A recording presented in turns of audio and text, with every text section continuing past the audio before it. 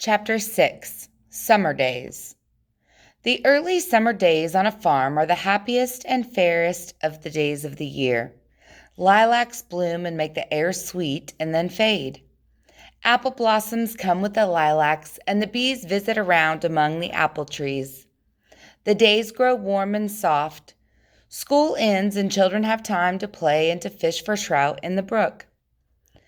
Avery often brought a trout home in his pocket, warm and stiff and ready to be fried for supper.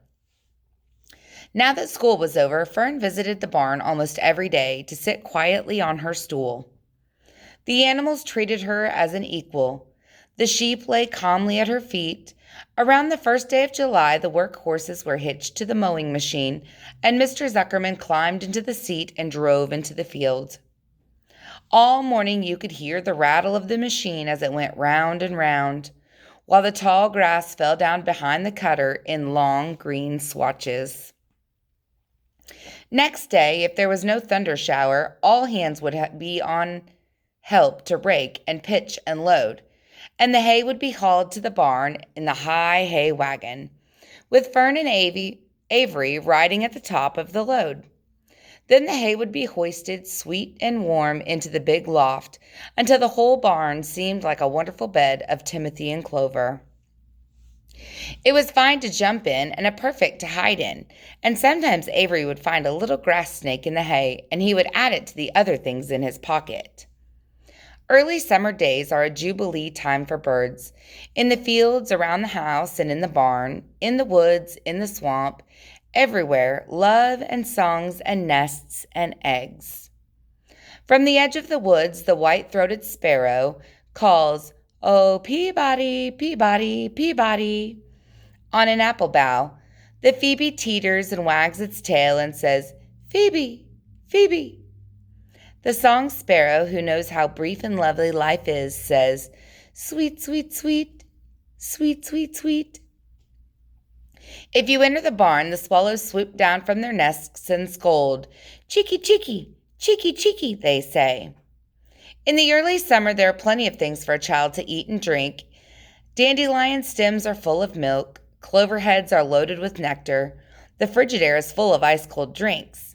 Everywhere you look, life is good. Even the little ball of spit on the weed stalk, if you poke it apart, has a green worm inside. And on the underside of the leaf of the potato vine are the bright orange eggs of the potato bug. It was on this day in early summer that the goose eggs hatched. This was an important event in the barn. Fern was there sitting on her stool when it happened. Except for the goose herself, Charlotte was the first to know that the goslings had arrived.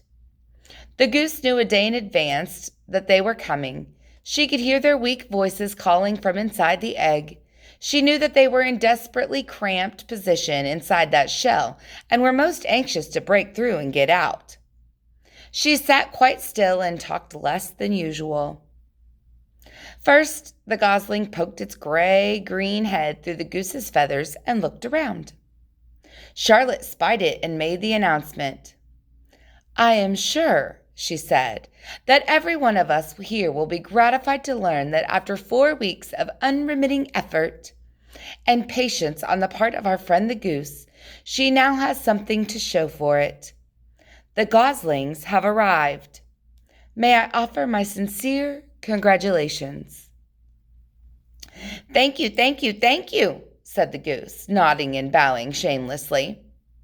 "Thank you," said the gander. "Congratulations!" shouted Wilbur. "How many goslings are there? I can only see one."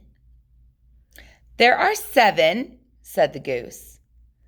"Fine," said Charlotte. 7 is a lucky number."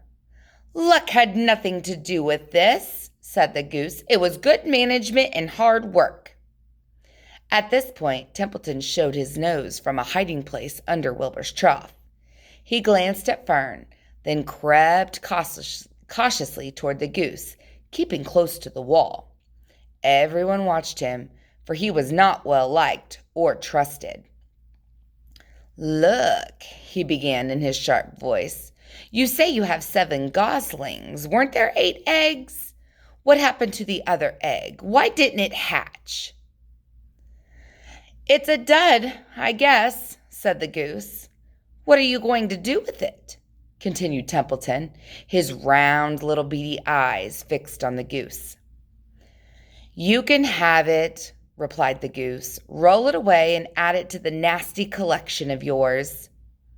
Templeton had a bit of a picking up unusual objects around the farm and storing them in his home. He saved everything. "Certainly, certainly," said the gander. "You may have the egg, but I'll tell you one thing. Templeton, if I ever catch you oking your ugly head nose around our goslings, I'll give you the worst pounding a rat ever took." And the gander opened his strong wings and beat the air with them to show his power. He was strong and brave. And the truth is, both the goose and the gander were worried about Templeton. And with good reason. The rat had no morals, no conscience, no scruples, no consideration, no decency, no milk of rodent kindness. No higher feelings, no friendliness, no anything. He would kill a gosling if he could get away with it, and the goose knew that. Everyone knew that. With her broad bill, the goose pushed the unhatched egg out of the nest, and the entire company watched in disgust while the rat rolled it away. Even Wilbur, who could eat almost anything, was appalled.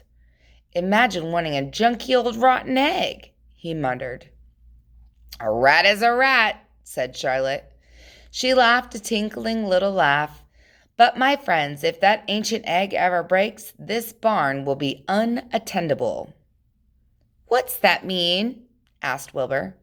"It means no one will be able to live here on account of the smell. A rotten egg is a regular stink bomb."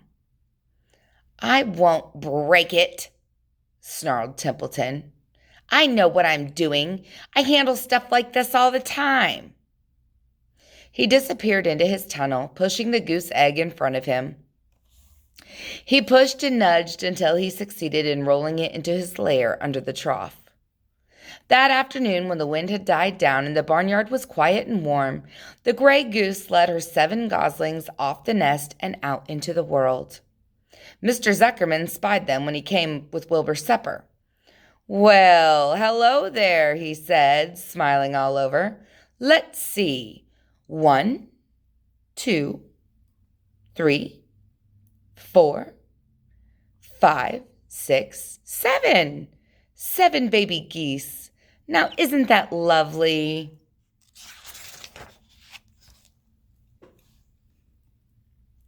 Chapter 8 coming soon.